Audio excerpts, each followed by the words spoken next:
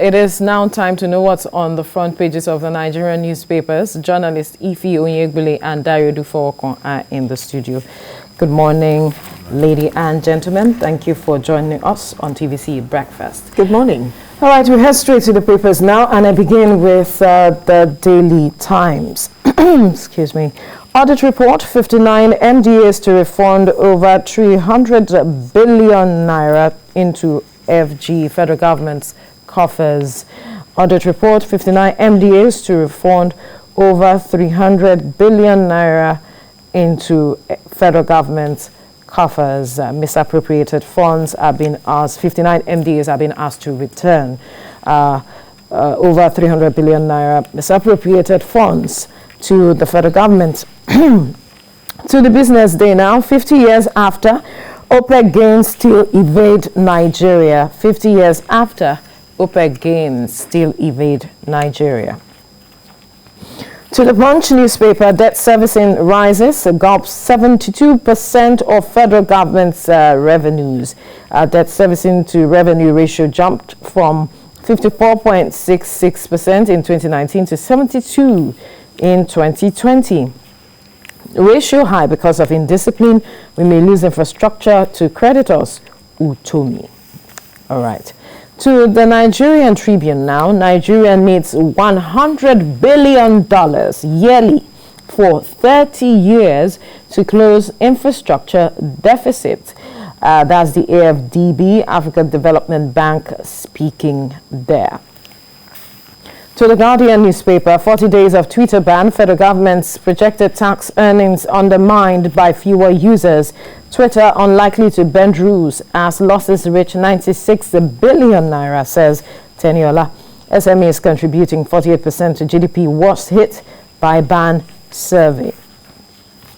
To the Daily Trust now, again, bandits, IPOB militia on the prowl.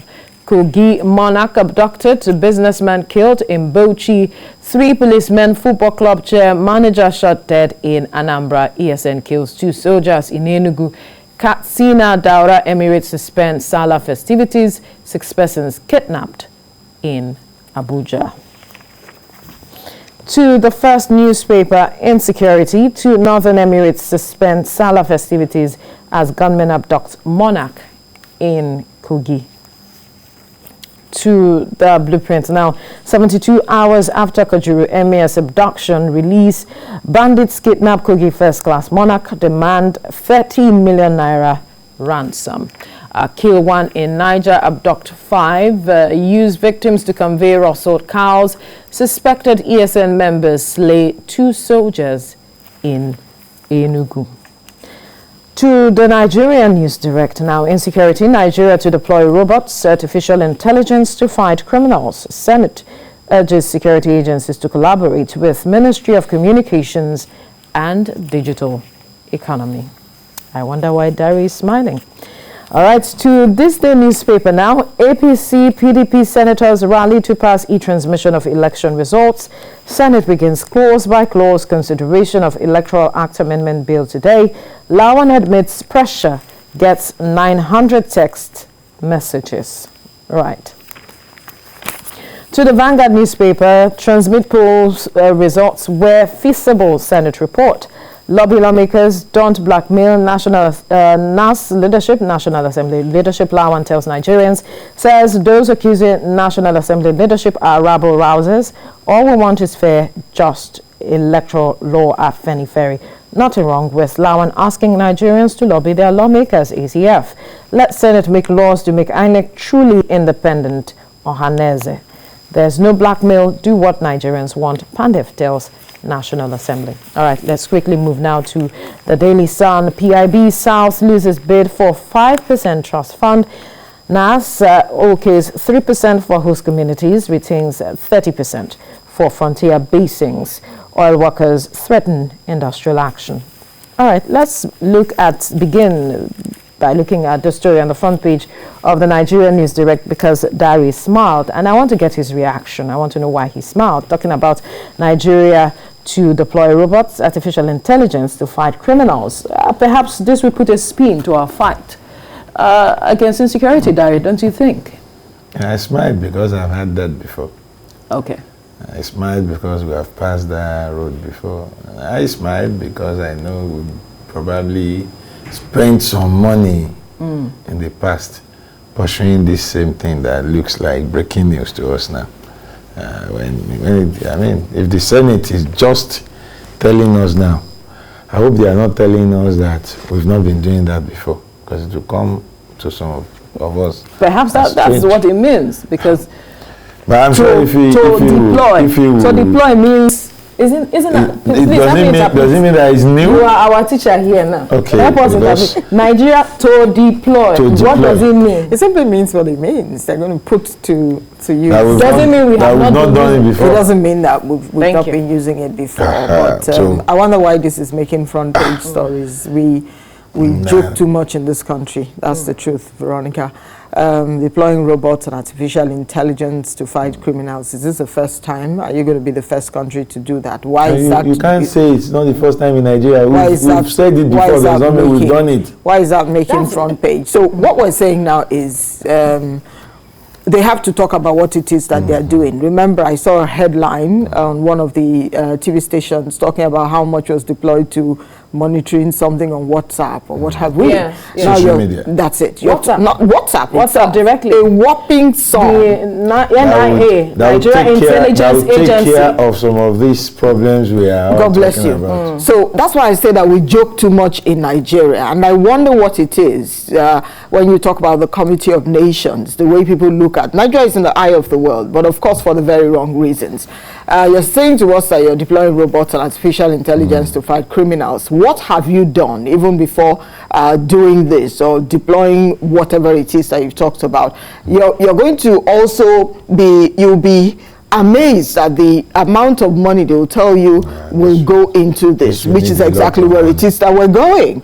And as Dari said, the monies that will be used to do this deployment and what have we, is something that can be channeled to dealing with the issues confronting us. So I'm thinking we don't need to waste time talking about this. The Senate has a lot of work to do, and I think they should focus on that. All right, obviously. Let's quickly move now to some of the abductions that we're reading in the papers this morning, that is talking about the blueprints now.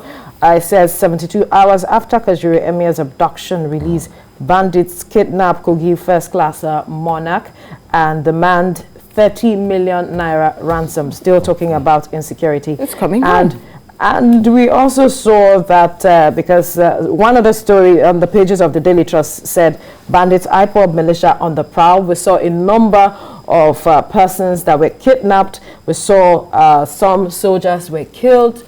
They said, it is a report said IPOB members killed 2 soldiers in the east, and we're looking at the security situation, basically. You were saying it's coming back home. Yes, it's coming back home. When you're hearing things like emirs and, first-class monarchs being kidnapped and all of that, I think it's beginning to send a message to them now to understand that it is no longer the ordinary man's children, that they just go to school and pick them up, pack them like you're picking a pack of fish or something. Now they're going to exactly where it is that the powers that be, where they are, they have the big names. Now, when you take people like this talking about that emir and the first-class monarch, you know that something will happen. They might even have exchanged, money would have exchanged hands. You wouldn't know what it is that's going on. Now, when it's the children of the common man, you will see their parents running helter-skelter. In fact, there was a report yesterday on the papers where it was reported that parents are now selling their properties. I was going there, scraping everything that they have, going to borrow money so that they can raise the ransom. Another report that was really heartbreaking for me yesterday that I saw was a parent, a father, his son, I think 2 of his children were abducted, and then they were demanding 20 million naira ransom. And because they couldn't pay that, they were able to raise 2 million. One of the child was killed. That's heartbreaking. And you're saying that we have a government in Nigeria. Some will say, if you're so hard on the government, but I still put it at the doorstep of the government. Look at what it is that we're hearing. Look at what we're talking about on national TV. Common, ordinary Nigerians who are not even able to put food on their tables. They scrape everything they have to raise 2 million naira instead of 20 million. Because they couldn't raise what it was that the human beings asked for, you just, that child is not a chicken. It's not a goat. Now, some people can go to any length when you kill a cow, but we're talking about human lives. So I'm asking the question, how does the president sleep at night? He has his children. They call him on phone, Daddy, how are you? He talks to his children. We heard about how government officials came together and went to the state where they were going to ask for the hand of a young lady just so the son, the president's son will get married. So that is his own child being taken care of. Other people's children are killed day in, night out, and nothing is happening. I'm just hoping that something is done about it, because with the way we're going, I hope we just don't wake up and people are saying, who's it going to be next? Look at it now. We're talking about this emir and the first-class monarch. And that's why I just quickly retorted to say to you, look, it is coming home, and I hope they wake up to the reality. To the reality, Dari. Well, it's unfortunate that we found ourselves in this situation and we are left to begin to imagine which is better. Kidnapping the poor people's children or the rich people. Sad. It is all unfortunate. Really sad. Neither is good for us as a nation. Neither. The fact that you and I can have it at the back of our mind that if I step out of my house, I could be picked up. It's sad. While it is unfortunate that the security system in our country appears to have collapsed, while it is sad that it's obvious that the government is no longer able to protect lives and properties, which is a fundamental duty and the function of any government, which is usually, forget about swearing, which is usually the cardinal promises of every politician when they seek power. The failure of government to protect lives and property is staring us in the face. However, I still feel the people behind these atrocities should also have a rethink. I will still not support the idea of ransom, because the more ransom you pay, the more you encourage these criminals. They become emboldened. You are funding their criminal activities by paying ransom. So I won't be in a position to blame government for not paying ransom. No. But I will not condemn parents who sell what they have to pay, because we are talking about their own children. Their own children. A governor said, even if you kidnap my child, I will not pay ransom. A governor said that to show us how determined he is to ensure that ransom is not paid. But he later told us that too much threat to his child made him remove him from the public school. So, well, we can, it's a puzzle. Figure it out. What I'm saying is that it is obvious that if his child is also kidnapped, he, as a good father, will not just fold his arm and watch. That is why he took precaution. I will also not blame him. But I'm saying, can't we find a way of totally eradicating the possibility of abductions? If there are no abductions, we won't be discussing ransom. Right.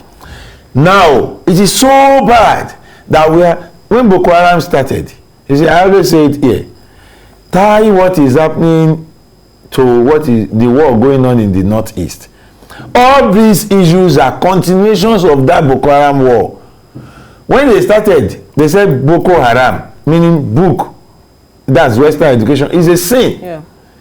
Are we not agreeing with them now by shutting down schools? They said we don't want Western education, and we are closing down schools in response to their threat. Instead of finding a way of stopping them from threatening us, we are closing down. Even in Abuja, schools are being closed down. Not because we have to go on holiday, not because there is a pandemic, but because criminals, bandits, have taken over, are saying close that school, and we are obeying sheepishly.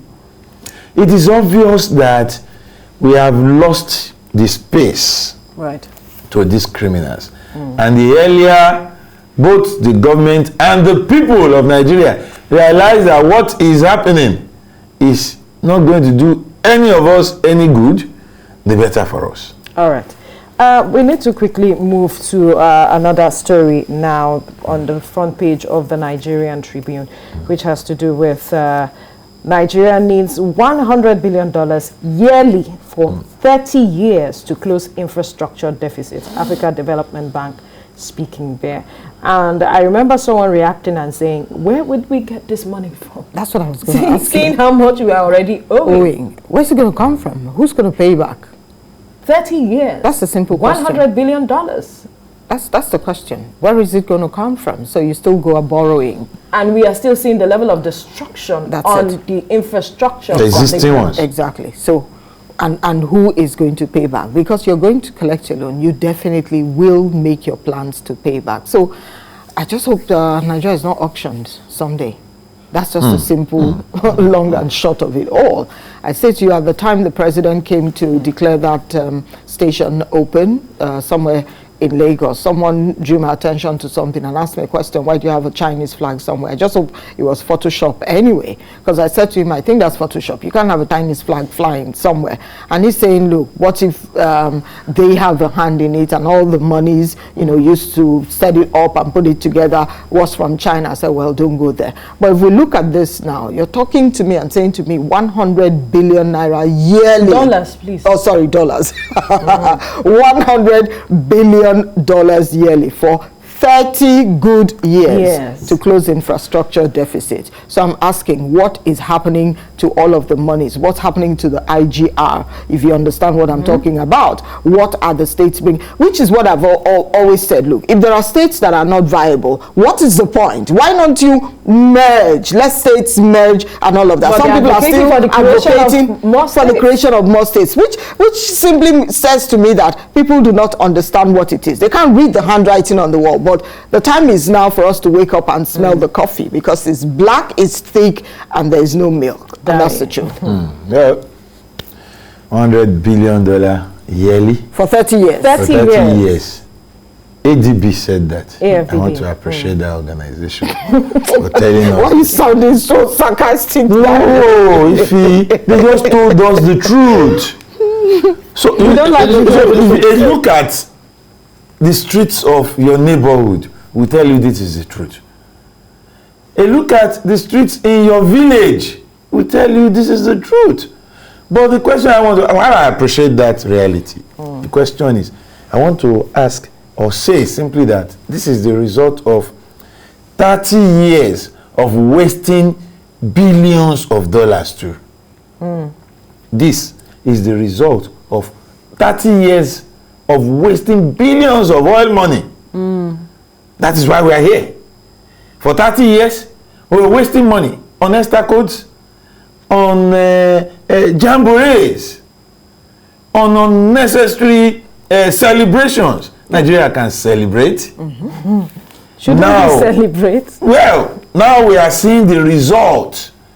You know, I learned that there was once a president or head of state who told us that the problem with Nigeria is not money, but how to spend it. Exactly. I read that somewhere. I don't know how true it is.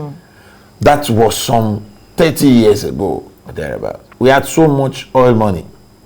We didn't know how to spend it. A wasteful set of people. In fact, reading through the reasons and looking at the activities pre and post First Tax 77, I am still wondering why we had to host that jamboree. But obviously it was because we had too much money that we were looking for where to spend it. Now let me even come in there, Larry. You've talked about it, having too much money, looking for where to spend it. It quickly took my mind to the fact that when you get to some states, I keep talking about Lagos, it's a model state where some states, people need to come here. I understand at some point the governor in Enugu state had to come understudy I think the Loma thing that happens in Lagos. Yes, and they have the same colors as it is when you talk about that. I'm not looking at it. Some states where I've visited, they have no plans for housing for the citizens. What are we talking about? Housing when there are no drainages? What are we talking about? You just mentioned Loma. That is environment, cleaning, refuse management. You go to some states, it's as if they don't generate waste. So I'm just wondering. They're not bothered.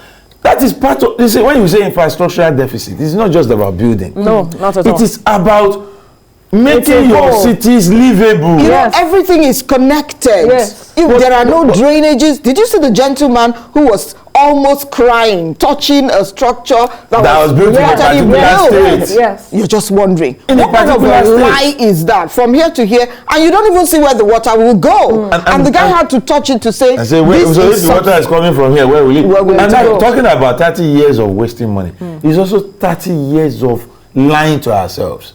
30 years of fake contracts.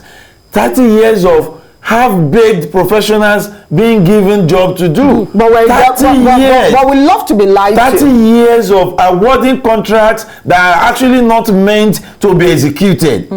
Because many of these roads we are looking at today as in bad state have been awarded over and over again. And somebody pockets the money and walk away. And nothing happens. 30 years of doing that simply means that we need 30 years of $1 billion a year. $100 billion. $100 billion a year to close it. And it will be just 30 years if we are sincere. If we continue the way we are, it will be 90 years. Oh, it obviously will be 90 years. Very sad. We just need to watch the way that we spend. Well, we're such a wasteful the way we set spend of, on frivolous that things. is it. Because if we Such spend a on waste. reasonable things, we'll meet it there. If you go to some states, you find that some secretariats are just there, dilapidated, Federal secretariats. and they're building. And they just have to be there. Okay, we really have to sad. leave the conversation now. If you really Dari do for Thank you so much for your time. Thank you for having us.